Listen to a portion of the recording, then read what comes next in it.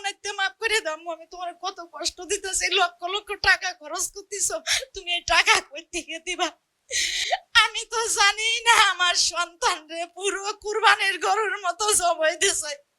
সিফাত তানজিলা আমারে বলে আপনি আমারে দোষী প্রমাণ কোনোদিনই করতে পারবেন না, উনি আমারে কুকুর বিড়ালের মতন তাড়াই দিছে আমি যতবার গেছি, কিন্তু উনি যে এমন কাজ করছে উনি একটু অনুতপ্ত করে না। আমি তো দিদি ছাড়া আমি যে কি অসহায় সেটা আমি জানি। দর্শক মণ্ডলী, তিথির মায়ের বক্তব্য অনুযায়ী তিনি অভিযোগ করেছেন যে ডাক্তার তার মেয়ের টিউমার অপারেশন করতে গিয়ে খাদ্য নালী কেটে ফেলেছেন, যার ফলে টানা 22 দিন ভুগে ভুগে আস্তে আস্তে মৃত্যুর মুখে ঢলে পড়ে তিথি। তবে সেক্ষেত্রে ডাক্তার কি বলছে, চলুন ডাক্তারের মতামত শুনি।